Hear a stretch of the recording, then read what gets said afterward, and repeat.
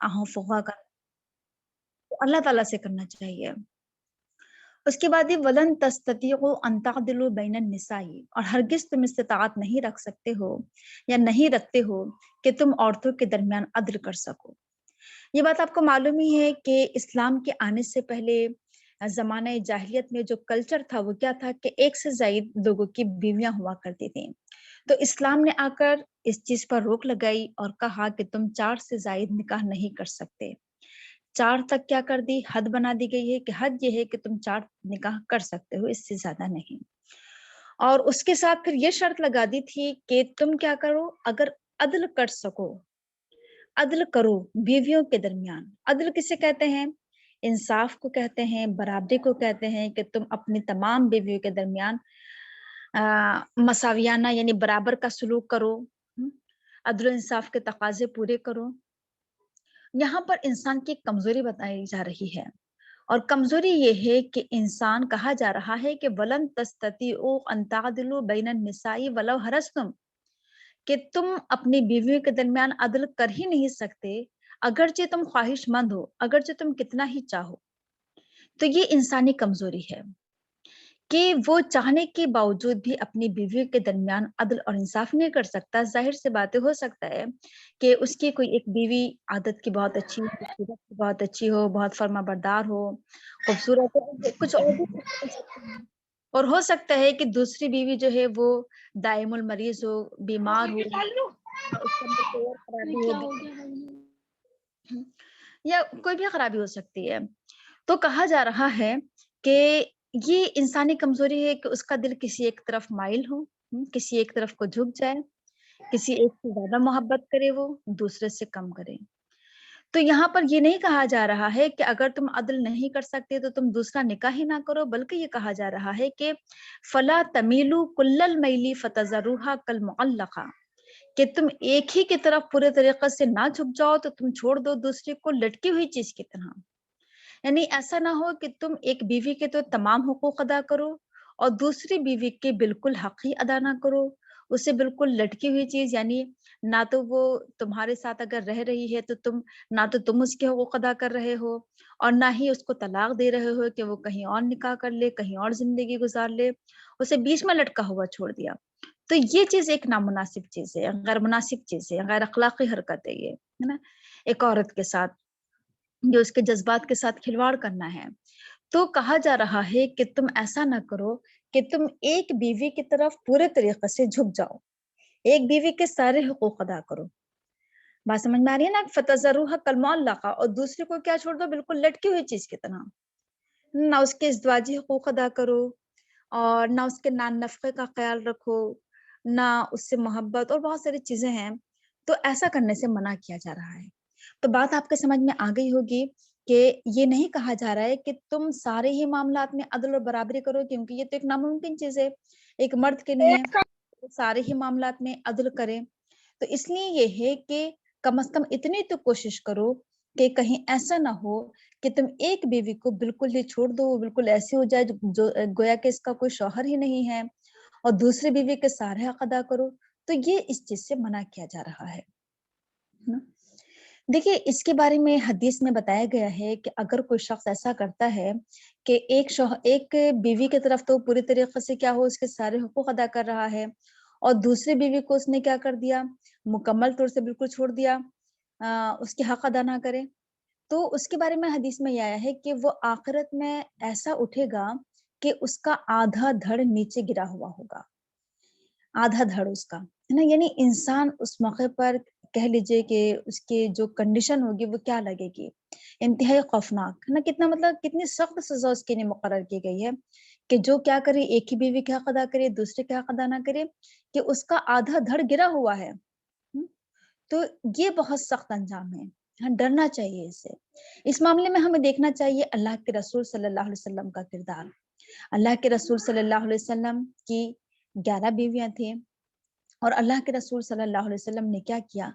हर बीवी की मुकम्मल तौर से हक अदा करने की कोशिश की है ना? यानी आप क्या करते थे? अदल इंसाफ करते थे तमाम बीवियों के साथ। हर बीवी की बारी मुकर्रर की थी। हर बीवी के पास روزانہ عصر کے بعد تمام بیویوں سے ملاقات کے لیے وقت مقرر کیا تھا، تمام بیویوں کے پاس جاتے تھے۔ تو ہر چیز میں عدل اور برابری، نہ چاہے وہ نان نفقہ ہو، چاہے وہ ازدواجی حقوق ہو، بہت ساری چیزیں ہیں۔ تو اس معاملے میں کیا دیکھنا چاہیے ہمیں؟ اللہ کے رسول صلی اللہ علیہ وسلم کے کردار کو اپنے سامنے رکھنا ہوگا۔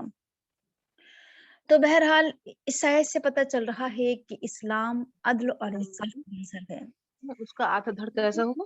ناانصافی کو منع کرتا ہے، ٹھیک ہے؟ اسلام انصاف کا حکم دیتا ہے، چاہے کوئی بھی معاملہ ہو، چاہے بیویوں کے بیچ میں عدل کرنا ہو، چاہے اولاد کے بیچ میں عدل کرنا ہو، چاہے ایک ملک کا نظام چلانا ہو، نہ کسی شہر کا، کسی بستی کا، کسی بھی جگہ کا نظام چلانا ہو تو وہاں کے لیے عدل۔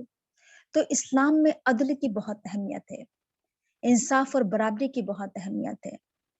ناانصافی کو اسلام قطعی پسند نہیں فرماتا ہے۔ تو اس لیے ہم سب کی کوشش ہونا چاہیے کہ ہم کیا کریں؟ عدل و انصاف کے تقاضے پورے کریں، چاہے ہماری اولاد کا معاملہ ہو یا گھر کا نظام ہمیں چلانا ہو تو اس میں بھی کیا کرنا؟ عدل کرنا، انصاف کرنا۔ چلیے بہرحال آگے بڑھتے ہیں۔ آگے کہا جا رہا ہے کہ وَإِن تُصْلِحُوا وَتَتَّقُوا فَإِنَّ اللَّهَ كَانَ غَفُورًا رَحِيمًا، اگر تم اصلاح کرو، صلح کرو اور اللہ سے ڈرو تو بے شک اللہ تعالیٰ معاف کرنے والا، رحم کرنے والا ہے۔ دیکھیے تُصْلِحُوا، اصلح یصلح، اسی سے بنائیں گے تُصْلِحُ۔ اصلح یصلح کے میننگ کیا ہوتے ہیں؟ عمل درست رکھنا، عمل صحیح رکھنا۔ تو کہا جا رہا ہے کہ وَإِن تُصْلِحُوا، اگر تم اپنے اعمال صحیح رکھو اور درست رکھو، یعنی ضرورت کس بات کی ہے؟ ضرورت اس بات کی ہے کہ ہمیں اپنے عمل پر توجہ دینے کی ضرورت ہے، ہم سب کو اپنے عمل کو درست اور صحیح کرنے کی ضرورت ہے، ہم اپنے اعمال کی اصلاح فرمائیں، ٹھیک ہے؟ وَتَتَّقُوا، اور اللہ سے ڈر کر زندگی گزاریں۔ بار بار ہمارے سامنے یہ بات آ رہی ہے نا۔ دیکھیے تقویٰ کا قرآن کریم میں اتنا ذکر کیا گیا ہے کہ یہ بات کہی جا سکتی ہے کہ ہماری جو ایمان ہے یا اسلام ہے یا جو ہمارا دین ہے اس کی جو بنیاد ہے وہ کیا ہے؟ تقویٰ ہے، ٹھیک ہے؟ تقویٰ ہماری اگر اساس بن جائے، اگر ہماری بنیاد بن جائے تو ہم بہت سارے گناہوں سے بچ سکتے ہیں، بہت ساری برائیوں اور خامیوں سے بچ سکتے ہیں۔ آپ کے سامنے بار بار یہ بات آتی ہے کہ اسلام کے جو ارکان ہیں وہ ہمارے اوپر کس لیے عائد کیے گئے ہیں؟ اس وجہ سے کہ تاکہ ہمارے اندر تقویٰ پیدا ہو۔ روزے کا مقصد آپ نے پڑھا تھا نا کہ روزہ تمہارے پر فرض کیا گیا تاکہ تمہارے اندر تقویٰ پیدا ہو۔ قرآن کریم کے تعلق سے آپ نے یہ آیت پڑھی تھی کہ ہدی للمتقین، اس قرآن کریم سے نصیحت وہی لوگ حاصل کر سکتے ہیں جن کے اندر تقویٰ ہو۔ تو یہ تقویٰ جو ہوتا ہے یہ عبادات سے پیدا ہوتا ہے، نیکیوں سے پیدا ہوتا ہے، اور تقویٰ کیا کرتی ہے؟ نیکیوں پر ابھارتا ہے۔ تو بہرحال سب سے زیادہ جو چیز ہم سب کو اپنے اندر پیدا کرنے کی ضرورت ہے وہ ہے اللہ کا خوف اور ڈر، ٹھیک ہے؟ اللہ کا تقویٰ ہم اپنے دلوں میں پیدا کر لیں تو یقیناً ہم سے نیکیوں کا صدور ہوگا۔ اور اس کے بعد کیا ہے کہ وَإِن تُصْلِحُوا، تو ہم سب اپنے عمل کی اصلاح فرمائیں، ہم سب اپنے عمل پر توجہ دیں کہ آیا ہمارا عمل صحیح ہے یا غلط ہے، آیا ہمارا عمل درست ہے یا درست نہیں ہے، ٹھیک ہے؟ وَإِن تُصْلِحُوا، تو ہم سب کو اپنے عمل پر توجہ دینے کی ضرورت ہے، ہم سب کو اپنے اعمال کی اصلاح کرنے کی ضرورت ہے۔ اس کے بعد ہے کہ فَإِنَّ اللَّهَ كَانَ غَفُورًا رَحِيمًا، بے شک اللہ تعالیٰ معاف کرنے والا، رحم کرنے والا ہے۔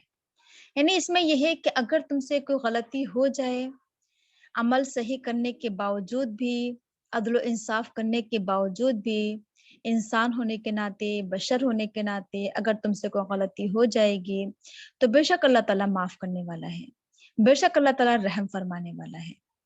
یعنی اس موقع پر یہ ہے کہ انسان اپنی طرف سے پوری کوشش کرے صحیح عمل کرنے کی، اپنی طرف سے پوری کوشش کرے عدل و انصاف کرنے کی، اس کے باوجود بھی اگر اس سے غلطی ہو جائے تو پھر وہ کیا کرے؟ اللہ سے معافی مانگے، اللہ کے حضور تائب ہو، اللہ کے حضور رجوع کرے، اللہ تعالیٰ سے اپنے گناہوں کی مغفرت چاہے تو بے شک اللہ تعالیٰ بہت معاف کرنے والا، بہت رحم فرمانے والا ہے۔ تو یہ آیات جو ہمارے سامنے آئی، ان آیات سے بہت کچھ ہم نے سیکھا، بہت کچھ ہمارے سامنے آیا کہ ازدواجی زندگی کس طریقے سے گزاری جائے، ازدواجی زندگی کے تقاضے کیا ہیں، کیا چیزیں ہیں جو ازدواجی زندگی کو خراب کرتی ہیں، اور کس طریقے سے ازدواجی زندگی کو کامیاب بنایا جا سکتا ہے۔ آگے بڑھتے ہیں اب ہم، وَإِن يَتَفَرَّقَا يُغْنِ اللَّهُ كُلًّا مِّن سَعَتِهِ، اور اگر وہ دونوں الگ الگ ہو جائیں، جدا ہو جائیں، تو اللہ تعالیٰ ان سب کو اپنی وسعت سے بے نیاز کر دے گا۔ اس کا کیا مطلب ہے؟ اس کا مطلب یہ ہے کہ اگر شوہر اور بیوی آپس میں الگ الگ ہو جائیں، جدا ہو جائیں، یعنی ان دونوں کے بیچ میں طلاق واقع ہو جائے، یعنی اس میں یہ کہا جا رہا ہے کہ ابھی تک تو جو بات چل رہی تھی ہمارے سامنے وہ صلح کی بات چل رہی تھی، ابھی تک تو عدل اور انصاف کی بات چل رہی تھی ہمارے بیچ میں کہ جہاں تک بھی ہو سکے صلح کی کوشش کی جائے۔ اب اس کے بعد یہ کہا جا رہا ہے کہ صلح کی تمام کوششیں کر لیں، عدل و انصاف بھی کیا جا رہا ہے، تقوی بھی اختیار کیا جا رہا ہے، عمل کی اصلاح بھی کی جا رہی ہے، لیکن اس کے باوجود بھی اگر دونوں کی بن نہیں پائے، طلاق واقع ہو جائے، دونوں شوہر اور بیوی میں آپس میں جدائی ہو جائے، تو پھر کیا ہو جائے؟ تو پھر کوئی حرج کی بات نہیں ہے، یعنی طلاق آخری حل ہے نا، لاسٹ اسٹیپ ہے یہ، طلاق آخری مرحلہ ہے یہ۔ کیونکہ دیکھیے بار بار ہمارے سامنے یہ بات آتی ہے نا کہ طلاق سے پہلے انسان کو کوشش کرنا چاہیے کہ کسی نہ کسی طریقے سے صلح ہو جائے، کسی نہ کسی طریقے سے کیا ہو جائے، معاملہ بن جائے۔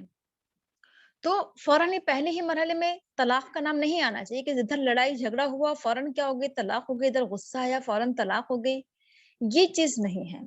بلکہ صحیح کیا ہے کہ پہلے پوری کوشش کی جائے صلح کی، اور اگر صلح کی تمام کوششیں کرنے کے باوجود بھی صلح نہیں ہو پائے تو پھر اگر طلاق ہو جائے تو پھر کوئی حرج کی بات نہیں ہے۔ پھر یہ کہا جا رہا ہے کہ اگر شوہر اور بیوی نے فیصلہ کر لیا ہے کہ وہ دونوں الگ ہو جائیں گے، جدا ہو جائیں گے، تو پھر کیا ہے، یغنی اللہ کل من سعتہ، تو کوئی حرج کی بات نہیں ہے اگر طلاق ہو جائے، اگر الگ الگ ہو جائے، الگ ہونے کا فیصلہ کر لیں تو بھی کوئی حرج نہیں ہے۔ طلاق ایک آپشن رکھا ہے اللہ تعالیٰ نے، ایسا نہیں ہے۔ دیکھیے اصل میں شاید میرے خیال سے یہ دوسرے مذاہب میں یہ چیز پائی جاتی ہے کہ جب ان کے یہاں بیٹی کی رخصتی کی جاتی ہے یا شادی ہوتی ہے تو ان سے کہا جاتا ہے کہ اب تم اس گھر سے جا رہی ہو، رخصت ہو رہی ہو، اور جس گھر میں تم جا رہی ہو، جہاں تمہاری ڈولی جا رہی ہے، وہیں سے تمہاری ارتھی نکلنا ہے، وہیں سے تمہارا جنازہ نکلنا ہے۔ یہ غیر مناسب چیز ہے، یہ چیز صحیح نہیں ہے۔ اسلام نے یہ آپشن رکھا ہے کہ اگر تمہارے شوہر تمہارا حق ادا نہیں کر رہا ہے، تمہارے ساتھ عدل نہیں کر رہا ہے، انصاف نہیں کر رہا ہے، تمہارے ساتھ زیادتی کر رہا ہے، ظلم کر رہا ہے نا، تو پھر اللہ تعالیٰ نے ایک حل رکھا ہے طلاق، کہ طلاق کے ذریعے یا خلا کے ذریعے تم الگ ہو سکتے ہو۔ ایسا نہ ہو کہ تم وہاں پر گھٹ گھٹ کر مر جاؤ، اور کیا کرو کہ تمہارے وہاں حقوق پامال کیے جائے لیکن تم کیا کرتے رہو، بہت حد تک برداشت کرتی رہو ظلم اور زیادتی کو۔ تو اللہ تعالیٰ نے ایک آپشن رکھا ہے کہ طلاق واقع ہو سکتی ہے، طلاق قائم ہو سکتی ہے۔ تو بات آپ کے سمجھ میں آ رہی ہوگی کہ طلاق ہو جانے میں کوئی حرج کی بات نہیں ہے اگر طلاق ہو جائے۔ اور اس موقع پر اگر ذہن میں یہ آئے کہ اب ہوگا کیا طلاق کے بعد، کیسے بچے کی پرورش ہوگی، کیسے بچوں کو پالیں گے پوسیں گے، کیسے آگے کی زندگی گزرے گی، تو اللہ تعالیٰ کہہ رہا ہے کہ یغنی اللہ کل من سعتہ، اللہ تعالیٰ غنی کر دے گا، اللہ تعالیٰ بے نیاز کر دے گا اپنی وسعت سے۔ اللہ تعالیٰ کے پاس وسعت ہے، اللہ تعالیٰ کے پاس گنجائش ہے، اللہ تعالیٰ کے پاس کیا ہے، فراخی ہے، اللہ تعالیٰ اپنے پاس سے بے نیاز فرما دے گا۔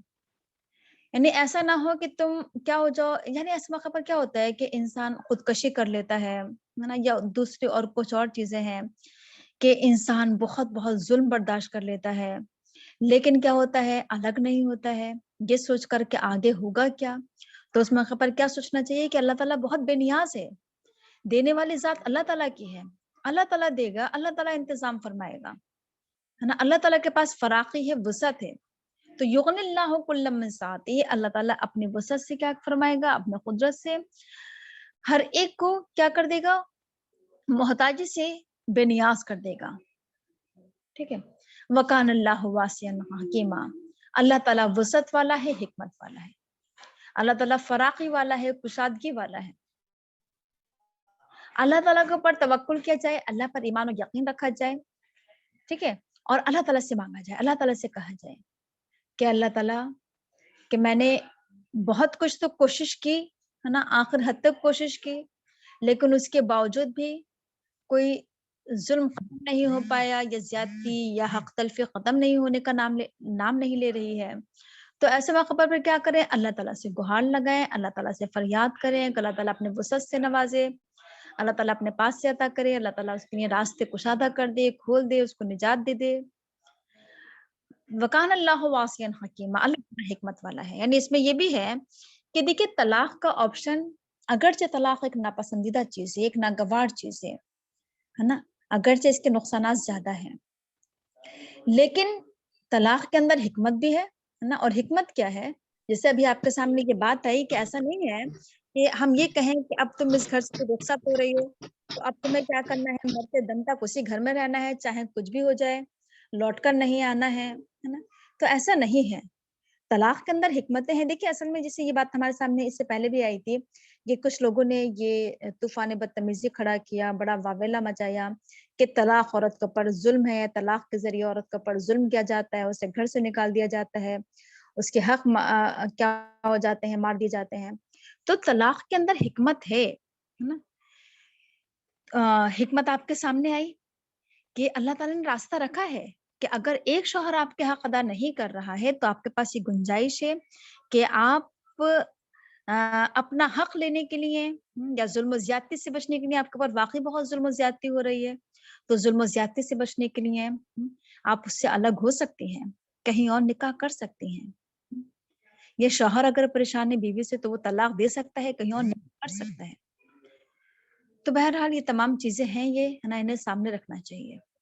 آگے بڑھتے ہیں اب ہم۔ وَلِلَّهِ مَا فِي السَّمَاوَاتِ مَا فِي الْأَرْضِ، اللہ ہی کے لیے ہے جو کچھ آسمانوں میں ہے اور جو کچھ زمین میں ہے۔ یہ بات یہاں پر کیوں آ گئی؟ بات تو ابھی طلاق کی چل رہی تھی، بات تو ابھی ازدواجی زندگی کی چل رہی تھی، اب یہ کیوں کہا جا رہا ہے کہ اللہ ہی کا ہے جو کچھ آسمانوں میں ہے اور جو کچھ زمین میں ہے؟ اس آیت کا پچھلی آیت سے ربط کیا ہے، تعلق کیا ہے، لنک کیا ہے؟ یعنی اس میں یہ ہے کہ دیکھیے جب اللہ تعالیٰ آسمان و زمین کا مالک ہے، آسمان و زمین کا بادشاہ ہے، شہنشاہ ہے، آسمان و زمین کی حکومت اللہ تعالیٰ کے ہاتھ میں ہے، اللہ تعالیٰ سپر پاور ہے، اللہ تعالیٰ سب سے بڑی طاقت ہے، تو جس نے کیا کیا؟ اس کائنات کو بنایا، انسانوں کو بنایا، اس کا پورا اختیار ہے، اس کی حکومت چل رہی ہے، اس کا حکم چل رہا ہے، تو پھر انسان کو ڈرنا چاہیے کہ انسان بڑا کمزور ہے، انسان بڑا عاجز ہے۔ انسان کو اپنے تمام اختیارات اللہ کے سپرد کر دینا چاہیے، اپنے تمام معاملات اللہ کے سپرد کر دینا چاہیے کہ اللہ تعالیٰ تو نے جو بھی احکامات نازل فرمائے ہیں یقیناً اس میں میرے لیے بہتری ہے، یقیناً اس میں حکمتیں ہیں، یقیناً اس میں مصلحتیں ہیں، اللہ کی اطاعت کرنے میں ہی فائدے ہیں، اللہ کی فرما برداری کرنے میں ہی فائدے ہیں۔ یعنی جب آسمان و زمین پر اللہ کی حکومت ہے تو کیا انسان پر اللہ کی حکومت نہیں ہے؟ جب آسمان و زمین اللہ کی اطاعت کر رہے ہیں، اللہ کی فرما برداری کر رہے ہیں، اور کائنات کی ہر چیز اللہ کی اطاعت کر رہی ہے، سورج، چاند، ستارے، پیڑ پودے، سیارے، پہاڑ، دریا، پانی، ہر چیز اللہ کی اطاعت کر رہی ہے، تو کیا انسان کو اللہ کی اطاعت نہیں کرنا چاہیے؟ انسان کو تو بڑھ کر، سب چیزوں سے بڑھ کر اللہ کی اطاعت کرنا چاہیے۔ انسان تو اشرف المخلوقات ہے، انسان کو تو تمام چیزوں سے زیادہ فوقیت دی گئی ہے، انسان کو تو مکرم بنایا گیا ہے نا، کہ وَلَقَدْ كَرَّمْنَا بَنِي آدم، ہم نے بنی آدم کو مکرم بنایا، ہم نے بنی آدم کو عزت دی، تو انسان کو تو سب چیزوں سے بڑھ کر اللہ کی اطاعت کرنا چاہیے۔ انسان پر بھی اللہ کی حکومت ہے، یعنی اصل میں ہمارے اندر یہ چیز آ گئی ہے کہ ہم جو چاہیں کریں، ہم اپنی مرضی چلاتے ہیں، اپنا حکم چلاتے ہیں، اپنا آرڈر چلاتے ہیں ہر چیز میں، ہے نا۔ تو کہا جا رہا ہے تو ہونا کیا چاہیے کہ انسان یہ سوچے کہ میرا حاکم اللہ ہے نا، میں نے اپنا آپ کو اللہ کے سپرد کر دیا ہے، اللہ کے حوالے کر دیا، جو اللہ کہے گا وہ مجھے کرنا ہے، مجھے اللہ کی اطاعت و فرما برداری کرنا ہے، مرتے دم تک مجھے اسلام پر قائم رہنا ہے۔ تو اللہ تعالیٰ دیکھیے جب اللہ تعالیٰ نے کائنات کو بنایا ہے نا، اور جب چاہے وہ اس کائنات کو ختم کر دے گا، فنا کر دے گا، آسمان و زمین ہے نا ٹوٹ پھوٹ جائیں گے، ہر چیز۔ تو دیکھیے جب اللہ تعالیٰ مضبوط سے مضبوط چیزوں کے ساتھ یہ معاملہ فرما سکتا ہے، تو انسان جو بڑا کمزور ہے تمام چیزوں کے مقابلے میں، اگر دیکھا جائے آسمان و زمین کے مقابلے میں، پہاڑوں کے مقابلے میں، سمندر کے مقابلے میں، ہے نا، تو انسان کا کیا حشر ہوگا، ہے نا۔ تو ڈرنا چاہیے انسان کو اللہ تعالیٰ کی طاقت سے، اللہ تعالیٰ کی قوت سے، اللہ تعالیٰ کی قدرت سے۔ تو وَلِلَّهِ مَا فِي السَّمَاوَاتِ وَمَا فِي الْأَرْضِ، اللہ ہی کی حکومت چل رہی ہے آسمانوں میں بھی اور زمین میں بھی، پوری کائنات میں اللہ کی حکومت چل رہی ہے، ہر چیز پر اللہ کا اختیار ہے۔ وَلَقَدْ وَصَّيْنَا الَّذِينَ أُوتُوا الْكِتَابَ مِنْ قَبْلِكُمْ وَإِيَّاكُمْ أَنِ اتَّقُوا اللَّهَ وَإِن تَكْفُرُوا فَإِنَّ لِلَّهِ مَا فِي السَّمَاوَاتِ مَا فِي الْأَرْضِ وَكَانَ اللَّهُ غَنِيًّا حَمِيدًا، اور یقیناً ہم نے وصیت کی تم سے پہلے اہل کتاب کو اور تمہیں بھی، اگر تم اللہ سے ڈرو، اور اگر تم انکار کرو گے تو بے شک اللہ ہی کے لیے ہیں جو کچھ آسمانوں میں ہے اور جو کچھ زمین میں ہے، اور اللہ تعالیٰ بے نیاز قابل تعریف ہے۔ دیکھیے، ہمیں یہ نہیں سوچنا چاہیے کہ یہ قرآن کریم جو ہم پر نازل ہوا ہے، ہمارے اوپر اتنے احکامات نازل فرما دیے گئے ہیں، ہمارے لیے اتنے آرڈر نازل فرما دیے گئے ہیں، مشکل ہو گیا ہے ہمارے لیے زندگی گزارنا، ہے نا؟ تو یہاں پر کہا جا رہا ہے کہ ہم نے تم سے پہلے بھی لوگوں کو احکامات نازل فرمائے، ہم نے تم سے پہلے کے لوگوں کو بھی وصیت کی، انہیں بھی ہم نے حکم دیا ہے، اور تمہیں بھی ہم حکم دے رہے ہیں۔ اللہ تعالیٰ کا حکم تمام انسانوں پر رہا ہے، ہم پر بھی اور ہم سے پہلے کے لوگوں پر بھی، ٹھیک ہے؟ تو دیکھیے، وَلَقَدْ وَصَّيْنَا میں اصل میں کیا آتا ہے کہ اللہ کا تاکیدی حکم، یعنی اللہ تعالیٰ کا جو حکم ہوتا ہے، اللہ تعالیٰ کے حکموں کو ہمیں ایسے ہی معمولی نہیں سمجھنا چاہیے کہ اللہ کا حکم ہے، دل چاہے گا تو کر لیں گے، آسان ہوگا تو کر لیں گے، مشکل ہوگا تو نہیں۔ کہا جا رہا ہے کہ وَلَقَدْ وَصَّيْنَا، ہم تاکیدی حکم کرتے ہیں، ہم نے تاکیدی حکم کیا ہے، تو اللہ تعالیٰ کے حکموں میں تاکید پائی جاتی ہے، ٹھیک ہے؟ تو اب یہ کہا جا رہا ہے کہ اہل کتاب کو تم سے پہلے حکم دیا گیا، تم سے پہلے جن لوگوں پر کتابیں نازل ہوئی، تورات، زبور، انجیل، جن پر کتابیں نازل ہوئی، اللہ تعالیٰ نے ان پر بھی احکامات نازل فرمائے تھے۔ وَإِيَّاكُمْ، اور تمہارے اوپر بھی اللہ تعالیٰ کے احکامات نازل ہو رہے ہیں۔ اللہ تعالیٰ کا حکم کیا ہے؟ تاکیدی ان اتقوا اللہ، کہ اللہ سے ڈرو، اللہ سے ڈر کر زندگی گزارو۔ پھر آپ دیکھ رہے ہوں گے کہ پھر اللہ کے تقوی کا ذکر آ رہا ہے۔ اللہ سے تقوی کی بہت اہمیت ہے دین میں، ہے نا؟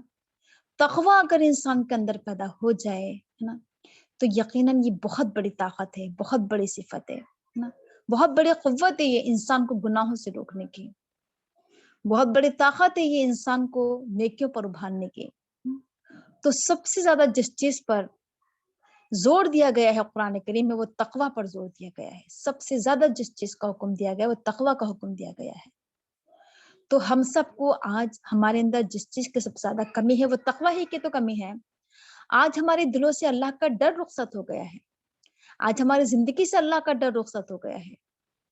تو آج ہم سب کو جس چیز کی سب سے زیادہ ضرورت ہے وہ تقوی کی ضرورت ہے، کہ ہم سب اپنے دلوں میں تقوی پیدا کریں، گناہوں سے بچ کر زندگی گزاریں، اللہ کے نافرمانی سے بچ کر زندگی گزاریں، دلوں میں خوف خدا پیدا کر لیں، کوئی بھی کام کرنے سے پہلے سوچ لیں کہ اللہ کو جواب کیا دیں گے، اللہ سے کیا کہیں گے۔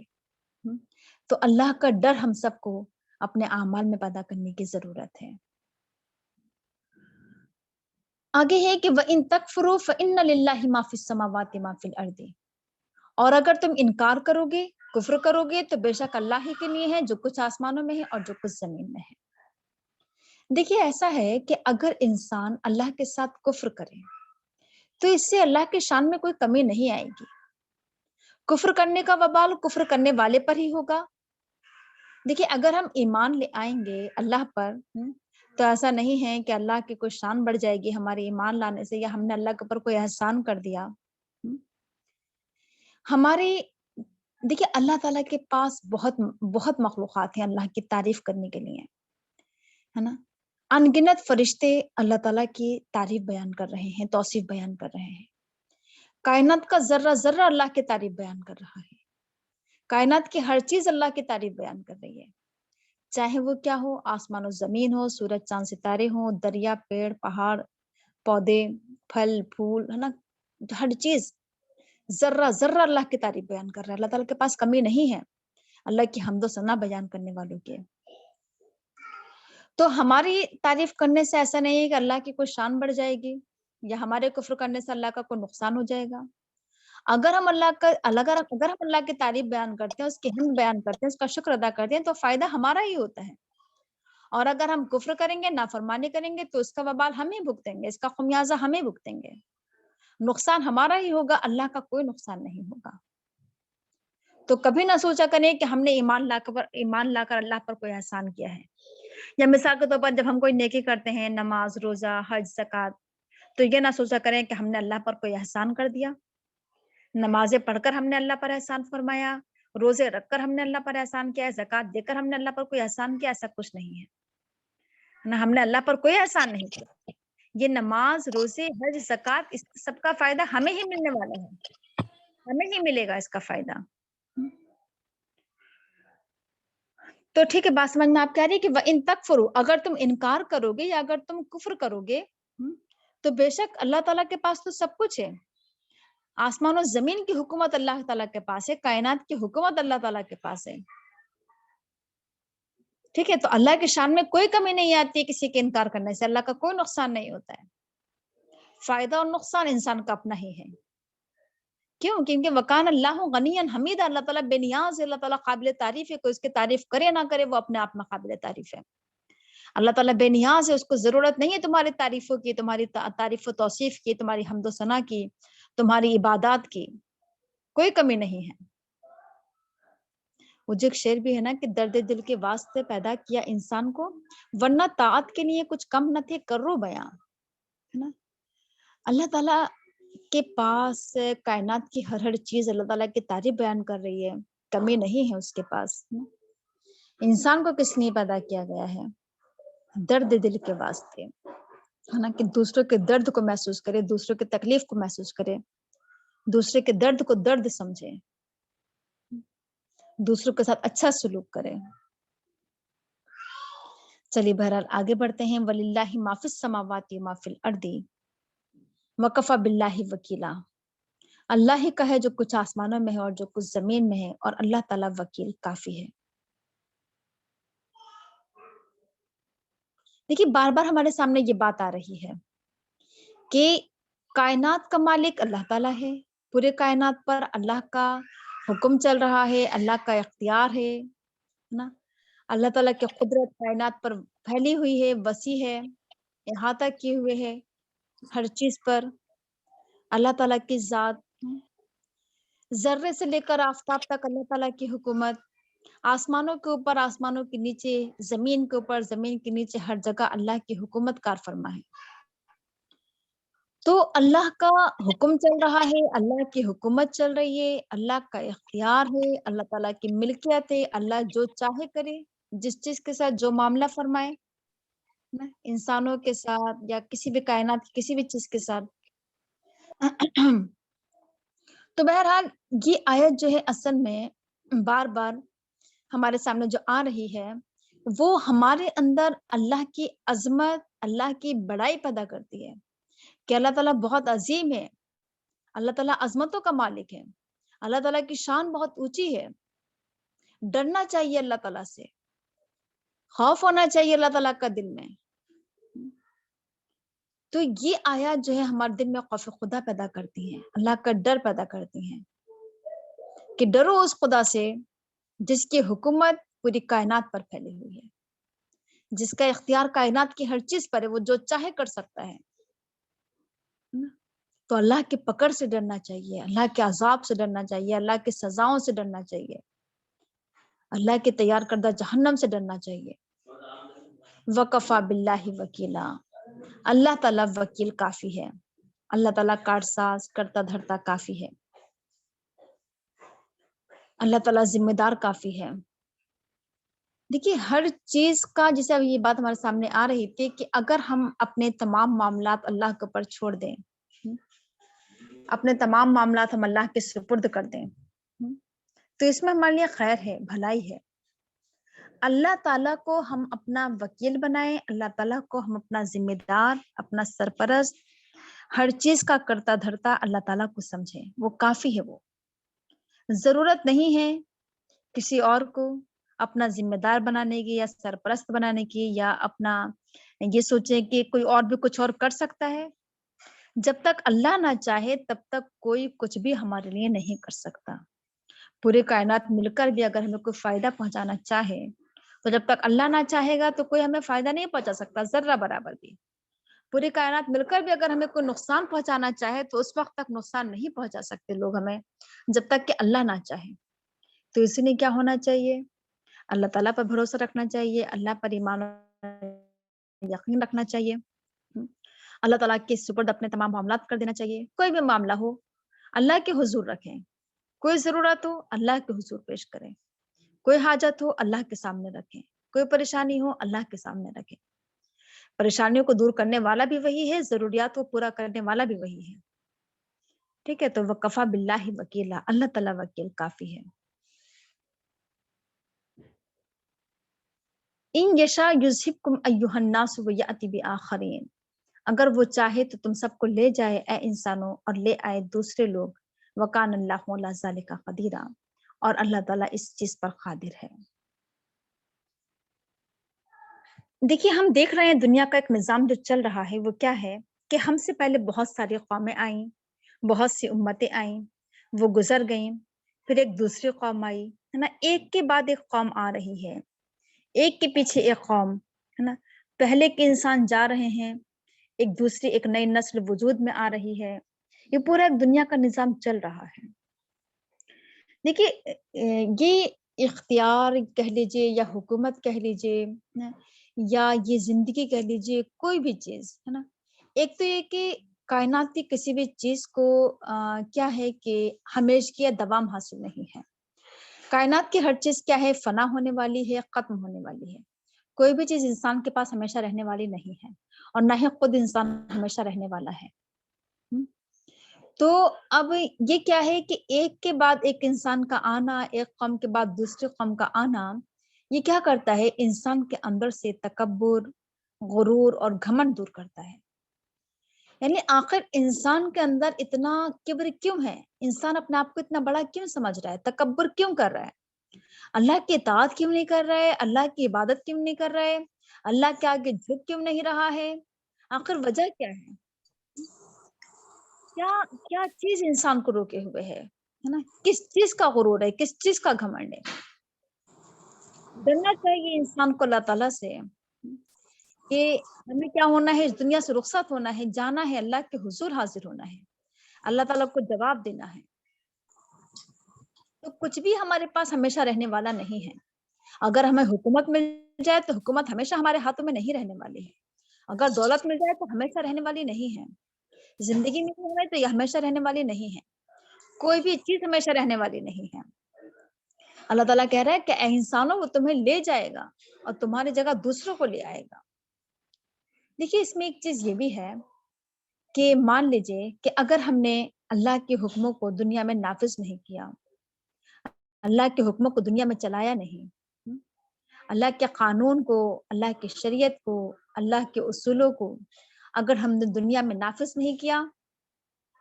دیکھیے خلافت اصل میں کہتے کسے ہیں؟ خلافت یہ ہے کہ اللہ کے حکموں کو دنیا میں نافذ کرنا، اللہ کے حکموں کو دنیا میں چلانا. اصول اللہ کے ہوں، قانون اللہ کا ہو، حکومت اللہ کی ہو، لیکن انسان اس کو نافذ کرے، دنیا میں چلائے، خود بھی چلے اور دوسروں کو بھی اس کی طرف بلائے. تو اگر انسان اپنی ذمہ داری کو ادا نہیں کرے گا تو اللہ تعالیٰ پھر کیا کرے گا؟ تمہاری جگہ دوسرے لوگوں کو لے آئے گا، وہ اس کام کو انجام دیں گے. اللہ تعالیٰ کے پاس کمی نہیں ہے. اللہ تعالیٰ اپنے کام کسی سے بھی لے سکتا ہے. تم نہیں کرو گے تو کوئی اور کرے گا. دیکھیے اصل میں یہ ہے کہ اگر انسان یہ سوچ لے کہ کام تو ہونا ہی ہے، ہم نہیں کریں گے تو کوئی اور کرے گا، تو کیوں نہ ہم ہی کر لیں اس کام کو، ہے نا. ہم کیا سوچتے ہیں، ہم کیا سمجھتے ہیں؟ ہم سمجھتے ہیں کہ اگر ہم کام کریں گے تو کام ہوگا، ہم کام نہیں کریں گے تو شاید کام نہیں ہوگا. ہمارے اندر یہ کبر پیدا ہو گیا ہے، یہ غرور اور گھمنڈ پیدا ہو گیا ہے. اس کو ہمیں اپنے اندر سے نکالنا ہوگا. سوچنا ہمیں یہ ہوگا کہ اگر ہم نے یہ ذمہ داری کو ادا نہیں کیا تو کوئی اور اس ذمہ داری کو ادا کرے گا، اللہ تعالیٰ کسی اور سے کام کر لے گا. تو اس لیے انسان کی خواہش یہ ہونا چاہیے، انسان کی کوشش یہ ہونا چاہیے کہ اس سے پہلے کہ کوئی اور اس کام کو انجام دے تو کیوں نہ میں اس کام کو انجام دے لوں، مجھے یہ سعادت نصیب ہو جائے، میرے حصے میں خوش نصیبی آ جائے کہ میں اس کام کو انجام دوں. تو آگے بڑھ کر اس کام کو انجام دینے کی ضرورت ہے. آگے بڑھ کر کیا کرنے کی ضرورت ہے؟ دین کی خدمت کرنے کی ضرورت ہے، دین کا کام کرنے کی ضرورت ہے. ہم انتظار میں رہتے ہیں کہ کوئی اور کر لے، کوئی اور کر لے، کوئی اور اس کام کو کر لے. تو کیا ہونا چاہیے کہ آگے بڑھ کر اس کام کو اٹھانے کی ضرورت ہے، اس کام کو آگے بڑھانے کی ضرورت ہے۔ تو بہرحال اس میں بار بار ہمارے سامنے یہ بات آ رہی ہے کہ اگر تم اس کام کو نہیں انجام دو گے، یہ کام نہیں کرو گے، اللہ کے حکموں پر نہیں چلو گے، تو اللہ تعالیٰ ایسے قوم کو لے آئے گا جو اللہ تعالیٰ کی بہت اطاعت کرنے والے ہوں گے، اللہ تعالیٰ کی بہت فرما برداری کرنے والے ہوں گے۔ تمہاری جگہ دوسرے لوگوں کو لے آئے گا۔ اللہ تعالیٰ کا طریقہ رہا بھی یہی ہے کہ جب جب جس سے قوم نے کیا کیا، اللہ کے نافرمانی کی، اللہ کی حکم دولی کی، اللہ تعالیٰ نے اس قوم کو نیست و نابود کر دیا، اور پھر وہ دوسری قوم کو لے آیا۔ یہ اللہ تعالیٰ کی سنت رہی ہے۔ تو اللہ تعالیٰ کی ہم نے دیکھا، جیسے ہم نے پڑھا قرآن کریم میں، کہ کتنی قوموں پر اللہ تعالیٰ کے عذاب آئے، اللہ تعالیٰ نے قوموں کو نیست و نابود کر دیا ہے نا، اور ایک دوسری قوم کا وجود میں لے آیا۔ تو ڈرنا چاہیے اللہ تعالیٰ سے، اللہ کی نافرمانی کرتے ہوئے ڈرنا چاہیے، اللہ کی حکمت دولی کرتے ہوئے ڈرنا چاہیے کہ اللہ تعالیٰ کہیں ایسا نہ ہو کہ ہمارے اوپر کیا ہو جائے، اللہ تعالیٰ کا عذاب نازل ہو جائے، اللہ تعالیٰ ہمیں نیست و نابود کر دے، اور اللہ تعالیٰ کیا کرے، دوسرے لوگوں کو وجود میں لے آئے، دوسرے لوگ اس کام کو کر لیں۔ اچھا، ہم دیکھتے بھی ہیں ایسا کہ اگر ہم دین کے تقاضے پورے نہیں کرتے ہیں، ہے نا، یہ بہت ساری دین کی چیزیں ایسی ہیں جن کو ہم نے لوگوں کے سامنے نہیں پھیلایا، ہم نے اس کام کو انجام نہیں دیا، تو اللہ تعالیٰ نے دوسروں سے اس کام کو لے لیا، دوسروں کے ذریعے کام ہو گیا، ہے نا۔ ایسا اس طرح کی بہت ساری مثالیں ہمارے سامنے آتی رہتی ہیں۔ مثال کے طور پر جیسے اگر ہم کچھ مثالیں لیں کہ ہم لوگوں نے اصل میں دین کو کیا سمجھ لیا تھا کہ صرف شاید نماز، روزہ، حج، زکوٰۃ شاید یہی دین ہے۔ ہم نے لوگوں کے سامنے دین کو اور بہت سارے مسائل نہیں رکھے، طلاق کے مسائل، وراثت کے مسائل، نکاح کے بہت سارے مسائل ہیں، اور بہت ساری چیزیں تھیں دین کی جو ہم نے لوگوں کے سامنے نہیں رکھی۔ اب جیسے طلاق کا مسئلہ تھا تو لوگوں کے بیچ میں طلاق ثلاثہ بہت ہی زیادہ فروغ پا رہی تھی، بہت زیادہ پھیلتی چلی جا رہی تھی۔ لوگ بھول گئے تھے طلاق کا صحیح طریقہ کیا ہے، لوگ بھول گئے تھے کہ طلاق صرف 2 مرتبہ ہے نا، قرآن کریم کے حکم کو لوگوں نے بھلا دیا تھا۔ تو اب کیا ہوا کہ حکومت کے ذریعے جب طلاق ثلاثہ پر بحث کی گئی اور ایک قانون بنا، تو مسلمانوں میں ایک بے چینی پیدا ہوئی، لوگوں کے اندر ایک بیداری آئی، لوگوں نے جانا کہ طلاق ثلاثہ کیا ہے، غلط ہے، صحیح طریقہ کیا ہے۔ بڑے زور و شور کے ساتھ پورے ملک میں طلاق پر بحث و مباحثے ہوئے، اور طلاق کو موضوع گفتگو بنایا گیا، اس پر تقریریں ہوئی۔ لوگوں کو اب پتہ چلا کہ ہاں، طلاق کا صحیح طریقہ ہے کیا، طلاق ثلاثہ کیا ہے، غلط ہے، صحیح ہے، کیا ہے، بہت کچھ لوگوں کے سامنے آیا۔ تو وہ کام جو ایک زمانے سے ہم نہیں کر پا رہے تھے لوگوں کے بیچ میں، اتنی آسانی کے ساتھ وہ کام کیا ہو گیا، بڑی آسانی کے ساتھ لوگوں نے اس چیز کو سمجھ لیا، پھیلا دیا اللہ تعالیٰ نے اس کام کو، ہے نا۔ حکومت کے ذریعے، ہے نا، یہ کام کیا ہو گیا، بڑا آسان ہو گیا کہ لوگوں کے بیچ میں یہ چیز کیا ہو گئی، عام ہو گئی، لوگوں نے اس چیز کو جانا اور سمجھا۔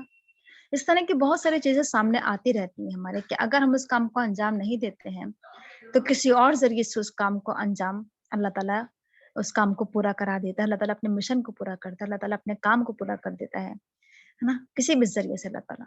وکان اللہ علی ذالک قدیر، اللہ تعالیٰ تو ہر چیز پر قدرت رکھتا ہے، اللہ تعالیٰ ہر چیز پر قادر ہے، وہ جو چاہے کر سکتا ہے، جس سے چاہے کام لے سکتا ہے وہ۔ آگے ایک آیت اور پڑھ لیتے ہیں، رکو پورا کر لیتے ہیں۔ من کانا یرید ثواب الدنیا فعند اللہ ثواب الدنیا والآخرہ وکان اللہ سمیعا بصیرا، جو دنیا کا ثواب کرتا ہے تو اللہ کے پاس دنیا کا ثواب اور آخرت کا ثواب ہے، اور اللہ تعالیٰ سننے والا، دیکھنے والا ہے۔ دیکھیے، یہ پوائنٹ ہمارے سامنے کئی مرتبہ قرآن کریم کے ذریعے ہمارے سامنے یہ بات آ چکی ہے کہ اللہ تعالیٰ سے ہمیں کس چیز کی دعا کرنا چاہیے، کیا دعا ہمیں اس سے پہلے سکھائی گئی تھی۔ اس سے پہلے ہم نے یہ بات پڑھی تھی کہ جو لوگ یہ کہتے ہیں کہ اللہ تعالیٰ تو ہمیں دنیا میں ہی حصہ دے دے، تو ان کو دنیا میں ہی حصہ دے دیا جاتا ہے، اور آخرت میں ان کے لیے کوئی حصہ نہیں ہوتا ہے۔ لیکن جو لوگ یہ کہتے ہیں کہ اللہ تعالیٰ تو ہمیں دنیا میں بھی عطا فرما اور آخرت میں بھی، اللہ تعالیٰ تو ہماری دنیا بھی اچھی کر دے اور آخرت بھی اچھی کر دے، تو اللہ تعالیٰ پھر کیا کرتا ہے، اس کو دنیا اور آخرت کی بھلائیاں نصیب فرماتا ہے نا۔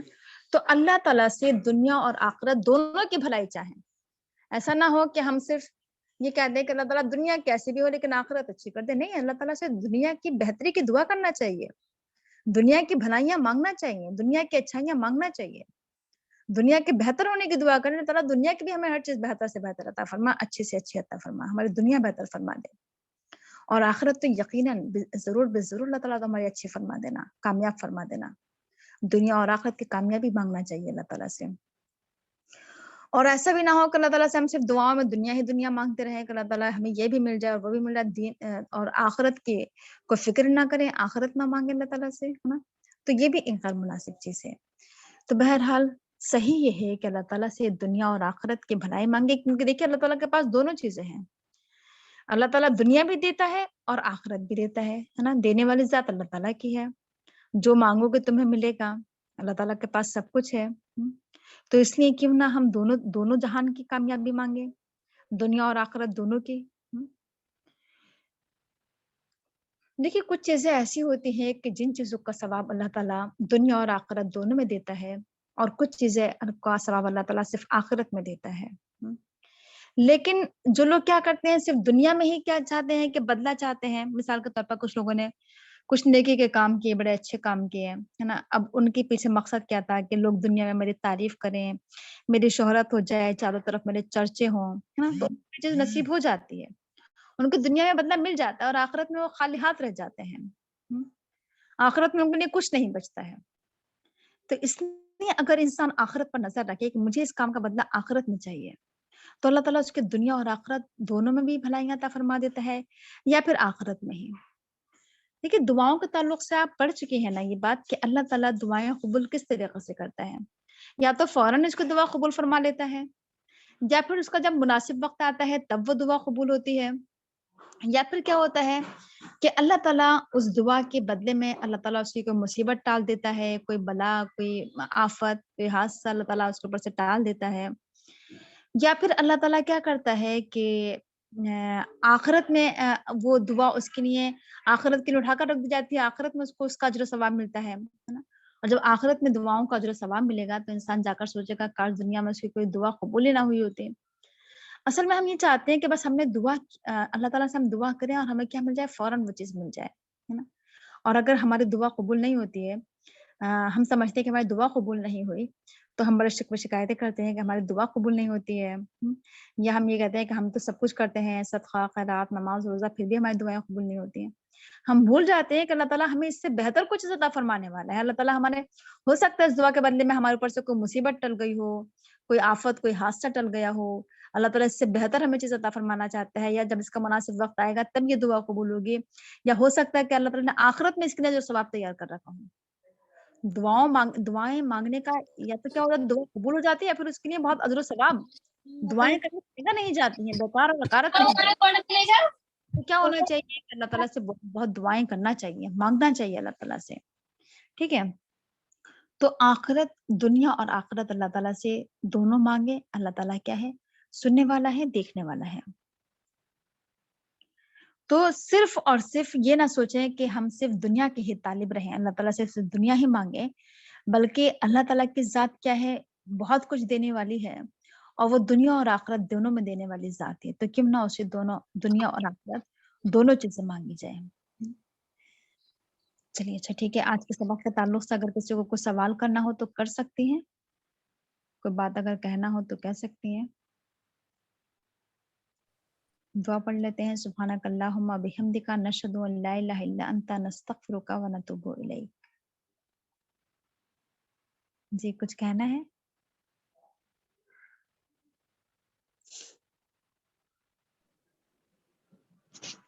ریویژن کون سے آیت سے ہوگا بتا دیجیے. جی ریویژن ہمارا سنڈے میں ہوتا ہے. کل ہمارا ریویژن کا دن ہے. آپ پچھلے جب ریویژن ہوا تھا تو آپ اس وقت موجود نہیں تھے؟ میرا لاسٹ کا رہ گیا تھا، میں سن نہیں پائی تھی. ابھی بہرحال میں دیکھ کر بتاؤں گی، ابھی تو دیکھنا پڑے گا مجھے. جی 91 سے ہوگا. 91 سے جی 91 سے ریویژن ہوگا کل. ٹھیک ہے. تو آپ سب لوگ تیاری کے ساتھ آئیے، اور تمام لوگ اس میں حصہ لیا کریں، کلاس مس نہ کیا کریں. ریویژن کی اس کو پڑھ کر آیا کریں، بولا کریں نا. آپ کے اندر بھی بولنے کی صلاحیت پیدا ہوگی. ٹھیک ہے. چلیے اچھا ٹھیک ہے، پھر کلاس اینڈ کرتے ہیں. پھر السلام علیکم ورحمۃ اللہ وبرکاتہ. السلام علیکم. وعلیکم السلام. جی بچی سیرت کے کلاس چل رہے؟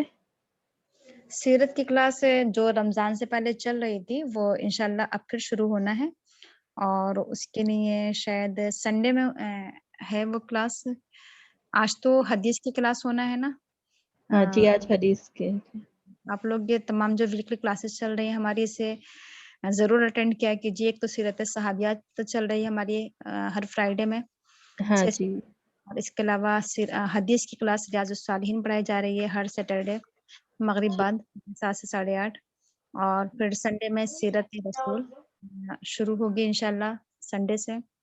اس کے علاوہ ایک اور کلاس شروع ہونے والی ہے خلافت راشدہ، وہ ہر تھرسڈے، ہر جمعرات کے دن 7:30 بجے.